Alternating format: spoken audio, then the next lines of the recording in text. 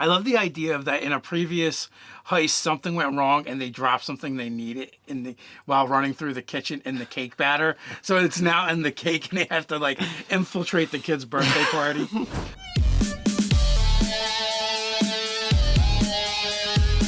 I'm Nerdarchy Ted. I'm Nerdarchy Dave. Welcome to Nerdarchy. For nerds, by nerds. All right, looks like we got some more Zoo Mafia to talk about today. We do. So we're going to go into Zoo Mafia, another design diary. I believe this is number 5. And today we're going to be talking more about like the zoo. The zoo, the locations, and, you know, kind of do some real world research and kind of see how we can extrapolate that information and put it into our zoo. Yeah, so we're going to be talking about the zoo and kind of like how to use the places in the zoo and also some of the places you might find around the zoo that could be pulled into your Zoo Mafia RPG game. Absolutely. So where do we start? Where we should start with is letting people know that we have a newsletter specifically for Zoo Mafia. So if you want to stay up to date on anything that's going on with our design diaries, we're going to be dropping quick start rules for free. We'll put a link in an email first. So you're going to want to sign up for that newsletter, that email list, because that's where all that information is going to appear first. Don't worry, you're only going to get emails about Zoo Mafia, nothing else. We have a whole nother newsletter that is dedicated to everything else. There will be a link down in the description and one of these cards. All right, so let's look at, our local zoo, which I happen to be a member of and have been for a while. Philadelphia Zoo has about 1,300 animals that are in their regular, exhibits. Yeah, and the world's largest zoo is like 17,000 animals. That's over in Berlin. It's the Berlin Zoological Association or Zoological Garden. That's vastly different. So, if you're going to make your own zoo for running a Zoo Mafia style game, it's kind of important to figure out what size zoo you want to play with, because that's going to greatly affect, the number of animals and the types of animals that you're going to have access to, and therefore what you might be able to play or be up against in your zoo. Yeah, also like how large your mafias are going to be, right? So you want it to, you want the size of the mafias to be kind of related to the size of the population.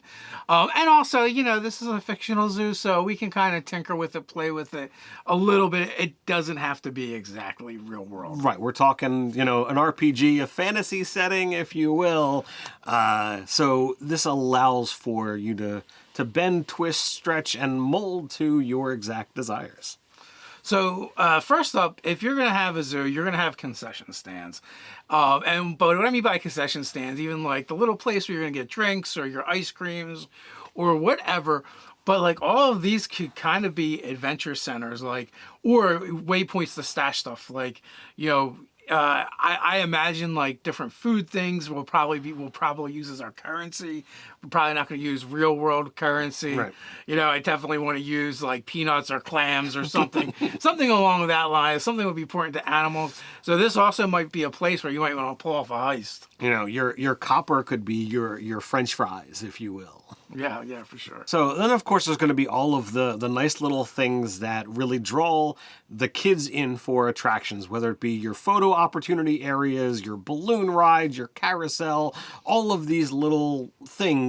They could also be stash locations. They could be hit locations. You can do a lot of different things with those things because they're iconic locations. Yeah, I feel like, photo opportunities stations throughout a zoo would be like kind of danger zones, sort of like, because you don't want to be caught doing animal things, by a photographer accidentally. Right. So whether it be, you have been caught because you didn't roll high enough on, some kind of, sneaky roll, or it could be somebody else in your family or somebody in the family you're trying to get into has been caught and you need to go get the evidence and get it iced. Now, the balloon ride and carousel are just kind of fun things. The balloon ride, I think, is going to be more integral to even one of the playbooks. The driver, right? Certain locations that are going to provide vehicles that the driver might be able to access and use during the heist. the balloon ride would definitely be one of them. The carousel is more of a set piece of kind of be like a cool place to maybe have a conflict of some sort or another, or a showdown, or perhaps a chase scene. The driver might also enjoy going to like the pond or the lake when you have those swan boats or, little watercraft vehicles, because it might be faster to jump on the swan boat and get across the lake than it would be to go around the entire zoo. That's true, and also, maybe you need the swan boat to pull off a particular heist anyway. Or that could also be your getaway. You gotta stash the nab before you can bring it back to your location. So a train or a monorail would be kind of cool, because you can have a train heist. You can absolutely have the train heist. I find it amusing to think about this. Unless there's a whole bunch of animals on it, I'm not sure how you're going to be able to be doing the typical train heist where you've got the gangster walking down the middle of aisle with the gun, and the next one walking around with the sack. But if you're robbing animals, why are they all on the train? If you're robbing people, doesn't that go against the whole? Oh no, I definitely think they rob people. You just got to not get caught while doing it, and so that adds an extra element of not being seen. So are they only there to get the food that people happen to be, eating? Or, is there something to do with the real world currency as well? So it could be the currency, but also maybe not currency, but like jewelry and stuff like that might have value. Watches, pocket watches, stuff like that. They might just like. So, it depends on your game. You might find a different reason.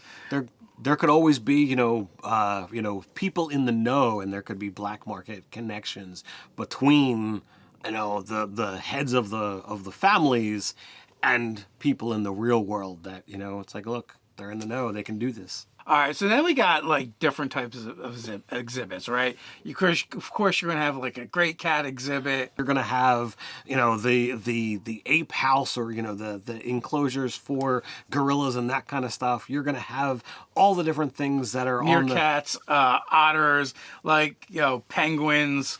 You're definitely gonna need all of these places. Obviously, gift shops are part of any zoo. And again, this would be a great place to actually perform a heist. Maybe they value certain things from the gift shops themselves. Also, too, talking about currency, zoos typically have those machines where you put a penny in it and it squishes it and prints it with something. Maybe they even use those as their currency. Who knows? A lot of zoos also have not just concession stands but restaurants.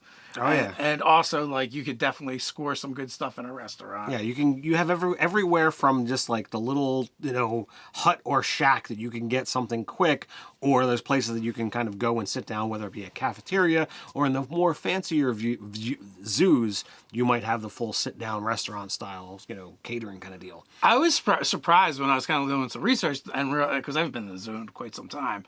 But the Philadelphia Zoo actually has a bar. Mm-hmm. So, so of course, not only is there maybe a bar in the zoo, but there might be a section of it that they use as their, as the Zoo Mafia bar where the animals go to kind of unwind. Yeah, so I would see a speakeasy. Yeah, I could see literally the section where the person sits and has the window that you kind of get the stuff, but down in that section in between, that is where you've got this stretched out area, thin down the middle. That's where the animals kind of hide in between, and because there's always loads of peoples around, they're able to make all the noise that they want, and it doesn't carry out. So, next up is, there's going to be plenty of areas that are necessary. You're going to have security, obviously anything where they're going to have things to deal with people that are getting out of hand or animals that are getting out of hand. And let's face it, their technology is going to be better than what the animals have. So those things can be dangerous. You're going to have access to a veterinarian or animal hospital and, med bay kind of things, depending upon how fancy you want to get with your zoo. It could just be a simple, wagon or cart that comes around and the vet has to pull whatever, or it could be a full state-of-the-art hospital set there ready to go with vets on hand in standby. Yeah, like these could definitely be adventuring areas. It could be, one of the contacts that you have is someone in the hospital. So like they do like the kind of like the secret work of patching criminal animals back together. Or do you sneak in and you have to like ramshackle your way through, saving your adventuring partner or family member with what's there, and it's like, I don't know what I'm doing. I'm just seeing if I can figure this out. The security areas are very important for a couple of reasons. That's where most of the golf carts are going to be that your driver's going to want to access. Also, any evidence that happens to pop up throughout the game might be stashed there. So you might have to pull a heist at security. So like those things could be, scary. Like, okay, do we have, computer use to get in and delete digital photography? Or like, do you have to just be like, all right. Well, I don't think we have to worry about that because I think it's going to be like all 1920s level technology. So that does eliminate some of the issues. But again, like your game might be different too. Like we might put in rules for like maybe the animals are stuck in 1920s technology, but the world around them might be different. But I don't think that would work as good because I've kind of mulled that over a little bit because they'd have access, they would see the technology, so they would start adapting it, right? Sure. Like you remember the Star Trek, the original series, right? When they go back and they end up in an alternate time or place, and it is gangsters, and then gangsters see what they're doing, like whoa, and they start figuring out, well, Sure. that's what would happen. Yeah, I agree. I was was looking at it as the possibility, but sure. But you're also going to look at, areas with ticket sales and places for the people who work there to kind of rest and relax, whether it be offices, staff areas, lounge areas. Those are kind of things that are absolutely necessary in any kind of job to have downtime. So, of course, it's going to happen in a zoo as well. So, and then the last couple of things is to keep in mind, you're going to have a parking area, so that's going to come up somehow. I mean, could you imagine like 4 or 5 animals having to work together to drive a Model T? Could totally be a thing. There's your group skill challenge. And then also, the other thing to think about is, events, right? And when I say events, sometimes you have traveling exhibits that come and go. You have different holiday or seasonal things that happen at the zoo. Even if it's like, Halloween or Christmas or Easter or whatever, that they do different things. Or they might even have like corporate events and stuff. So these all might be factors to consider, and also like a way to change the scenery that is usually kind of stagnant and the same. Yeah, you could even go so ridiculous as like, kids' birthday parties and what have you. Anything that allows you to somewhat change what is there. I know our local zoo tends to do a lot of traveling exhibits, so like, several times a year, there's something different that's in this location. And it might be just let's just walk around this spot and gather some information. It could be educational. It could be just here's something pretty to look at. But it could very well be different animals that are visiting from another zoo. So there could be issues with, what if an entire new family comes in with this exhibit and they're now causing problems because they know like, hey, I can cause whatever kind of fuss here, but in, 3 weeks or 3 months, we're going to be up and moving to another zoo. So who cares what we leave behind? We ain't got to deal with that. Could be that. I love the kid's birthday party. I love the idea of that in a previous heist, something went wrong and they dropped something they needed while running through the kitchen in the cake batter. So it's now in the cake and they have to like infiltrate the kid's birthday party. One of the other things that I saw is Zoo on Wheels, so like traveling to classrooms and stuff like that. So all the animals might get together and try and become part of this exhibit in order to do something outside of the zoo. You had mentioned, kind of off camera about stealing the teacher's apple. I think that's, kind of a hilarious thing. Maybe the worm that's in that apple is, an informant and you need to get him, safely back to the zoo. Yeah, so you can definitely have some fun with that. Now let's talk about like not just what's in the zoo, but what could be around the zoo that you might interact with. So this was something that I thought was a lot of fun, because I know initially when we were talking about this concept, it was going to be contained within the zoo, but to have things like the zoo on wheels, absolutely amazing.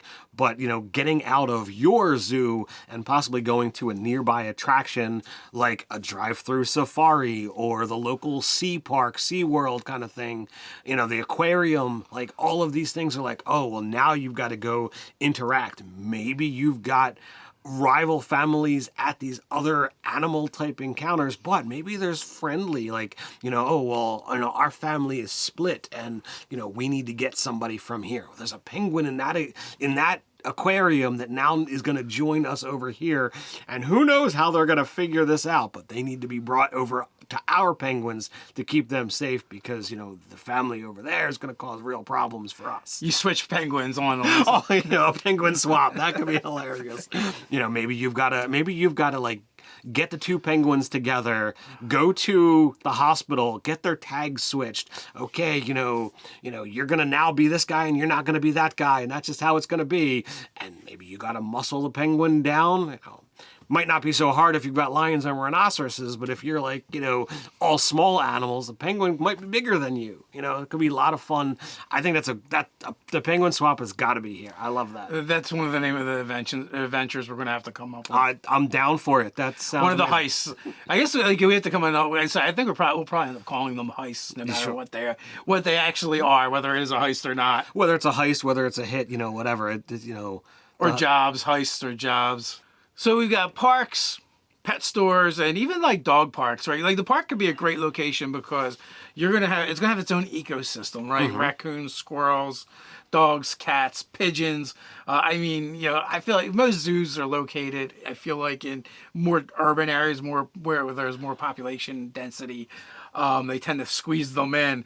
So these are great things to kind of interact with. And why wouldn't they have their own mafias and crime families and citizenry as well as, I also feel like the animals are going to have their own like police force as well. Sure. That the mafia has to deal with. I think there could even be lingo between, the wild animals, the pets, and the people that are in cages. So like you've got these things of, well, how does a caged interact with a pet versus with a wild? What are they gonna do? Like, squirrels are these small little things, but they're pretty angsty and agity. So like, Squirrel Girl beat Thanos, I'm just saying. I'm not going to go into a Marvel debate here, but, like it could be one of those things of like, okay, well, maybe you got to talk to the squirrel, but, the squirrel might not have any respect for the people who are caged, even if they are part of the family. So that's a good point. I also like the pet store angle where like they have their own ecosystem. They can actually get in and out of the cages. Like they know how to do it. It's just that they're like, why would I? We get everything we need here. It's the perfect cover. It's the perfect cover. It just is like they basically get to put their feet up. They get their cage cleaned. They get all the food that they want. They gotta deal with the tap on the cage from random people. But it's not quite the same as the spectators at a zoo that tend to like sit and ogle for long periods of time. Yeah. So all these different locations are we're just bringing them up, kind of like talk about and think out loud about like how we're going to use them in our own game, in the game design and action and gameplay. So the question is, what do you think? Let us know down in the comments. What areas do you think are absolutely essential? Are there some areas outside of the zoo that we didn't mention? We forgot to say anything about the sewers because we know that's where the alligators live.